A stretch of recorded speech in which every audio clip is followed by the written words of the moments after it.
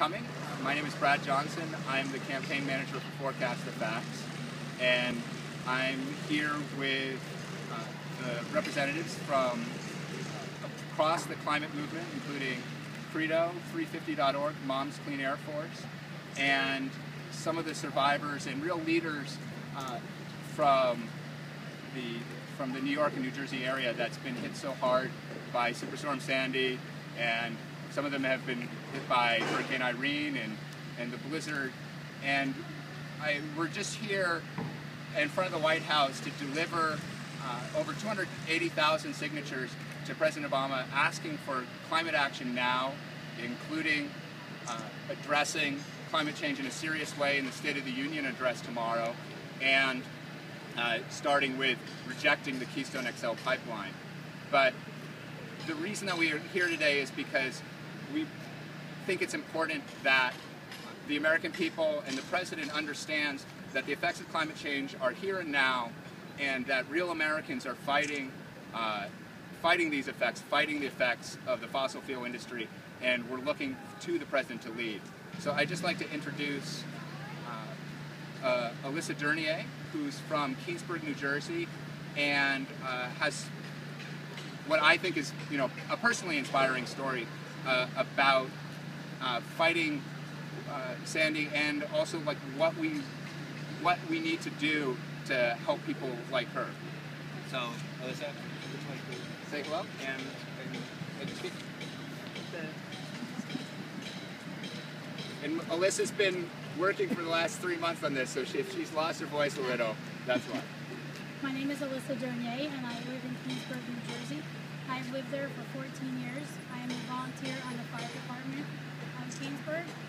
I was affected directly from the storm, did damages to my own home as well as 1,100 homes out of 1,900 in my community. I have been every day helping with mutual aid and giving products to people to sustain normal life through Occupy Sandy, New Jersey. And I'm here today to ask that we get help even getting through day by day instead of years by years, and making it that our environment can be taken care of and the rebuilding effort can be done together as a group, rather instead of individuals trying to fight for it by themselves. I personally have been affected by the storm, like I said, by Hurricane Sandy as well as Hurricane Irene. I lost everything I owned with 6 feet of water in my house. I have been sick because of the damages done in my area, directly because we can't rebuild the berm in our society and make it that our area can be protected from water flowing into our town and our community. And thank you. I forgot the most important point.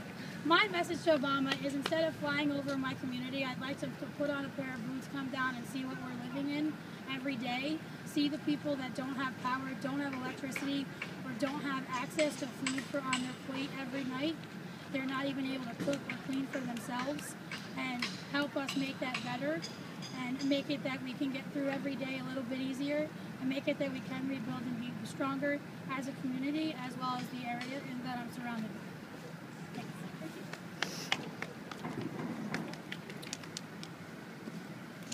Hi, I'm Molly Rauch with Moms Clean Air Force, and we're here today to tell President Obama to take leadership on climate change for the sake of our children's health.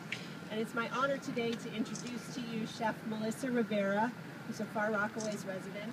She's the founder and executive director of Culinary Kids Culinary Arts Initiative, which is a youth-oriented organization in Far Rockaway that has sustained very serious damage from Hurricane Sandy. So, Chef Rivera. Good afternoon, everyone. My name is Chef Melissa Rivera. I'm from Culinary Kids. Hello? Yeah. Okay, cool. Good afternoon, everyone. My name is Chef Rivera. I'm from Culinary Kids in Far Rockaway. We are a youth-oriented organization that teaches sustainable urban agriculture, aquaculture, culinary arts, and green initiatives in Far Rockaway. We were heavily impacted by the storm. We lost one of our urban farms, the Culinary Kids Urban Farm on Beach 31st Street and Beach Seabird Boulevard in Far Rockaway. It was completely devastated by the storm. roughly 7 to 8 feet waters rushed in and pretty much destroyed the area. That was one area that was an agricultural prototype for programming for youth services and for children throughout the Rockaway Peninsula. And the children are very devastated by the loss of that. That was considered a safe haven for the youth, ages 13 to 24, to come and relax and ignore, so to speak, the gang violence, which is heavily intrinsic in our community in Far Rockaway, especially on the East End. I am here to ask President Obama and the Obama administration to please pass legislation on climate change that will be positive and conducive and not counterproductive to the area of Far Rockaway and the Rockaway Peninsula, that will incorporate green initiatives as opposed to a specific political bloc from the political sector out in the Rockaway Peninsula to incorporate green initiatives. That's what we need right now. There's talk of dunes and jetties for the shorefront. We need more than that. That's a good start. But we need more things, more courses of action, more strategy, more plans to be able to keep Rockaway safe and the adjacent areas, Staten Island, New Jersey Shore, as you already heard from the young woman that's from that area. These are the situations that are at hand. And if it is not addressed and not passed, more catastrophic, more cataclysmic situations will happen from ignoring that situation. So I implore to the President to pass these laws once and for all, and we can't wait, we can't sit on it anymore. It's being more and more impactful on our society, especially in the Americas today. Thank you. Hey folks, I'm Josh Nelson from Credo. These painful stories and the $50 billion price tag on the Sandy Relief Bill show that the cost of inaction in the face of escalating climate change is far too high. But as long as the President continues his all-of-the-above energy policy, which promotes fracking, drilling, and mining alongside sustainable energy, he will be undermining the progress he could be making in the fight and failing all survivors of climate disasters. Heather Kramer is one of those survivors. After Hurricane Sandy destroyed her home, she has teamed up with Restore the Rock to help rebuild her home and those of her neighbors.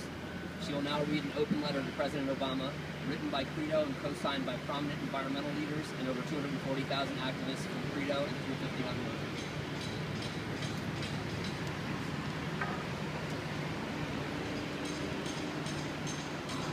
Dear President Obama, it was with great relief and gratitude that we welcomed at long last a clarion call in your inaugural address to respond to the threat of climate change, the greatest threat, challenge, and opportunity of our time. We thank you for these words, because your words are powerful and necessary for change. But words are not enough. We need action. Mr. President, you are the first leader in our history who will be judged by what you do or do not do to protect your people from the already begun ravages and disruptions brought about by fossil fuels. So far, Mr. President, you are failing in the face of our Earth heating up and the damage accelerating.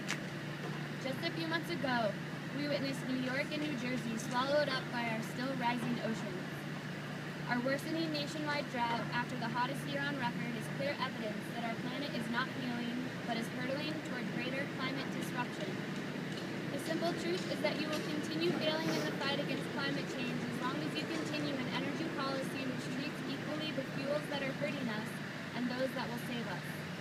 To meet your call on climate change, your all-of-the-above energy policy must end. Your support for fracking and drilling, coal mines and pipelines continues to obliterate the progress you could be making with our administration's gas mileage rule or your investments in renewable energy. Even if you finally issue a carbon pollution rule that addresses existing sources of pollution, it will mean nothing. You are simultaneously lighting the fuses on carbon bombs by approving the Keystone XL pipeline, Arctic drilling, or fossil fuel export projects. You must use the power of your office and our federal lands to stop promoting fossil fuel development and reject these projects outright. While we recognize that a majority in the House of Representatives are clearly not on the side of science or sanity, you can and must find a way, within Congress or the power of your office, to end fossil fuel subsidies and giveaways, and and put a price on all greenhouse gas pollution so that fossil fuel executives can no longer get rich from the destabilization of our climate and so fossil-free energy can thrive. If Congress remains in the way, you must fight to change Congress. You must invest significantly in sustainable sources of energy as part of a plan to rapidly transition our nation from fossil fuels. And these efforts should be coupled with resources to help our cities, states, and industries prepare for the damage that climate change is already bringing. The $50 billion Sandy relief package and the drought's impacts on food prices are just two painful reminders that the cost of inaction is enormous.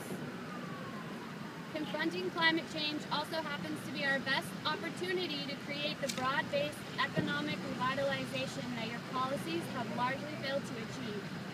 This is not simply an empty trope of idealistic environmentalists. It's the truth. Mr. President, we are urging you to do as our other Illinois president did when confronted with the great moral issue of his time, to take bold, decisive action to end one great societal ill, changing the economy in the process and usher in a new era of American freedom, security, and prosperity. This is the moment. We will support you, but you must lead and take action, starting first and foremost with your rejection of the presidential permit required by the Keystone XL pipeline, which is your decision and yours alone. Sincerely, 242,000 Americans. Thank you.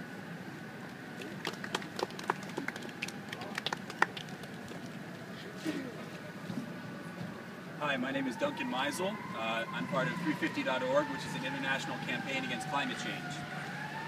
Working internationally, we know that what happened in New York and New Jersey during Sandy is the tip of the iceberg. Climate change is real.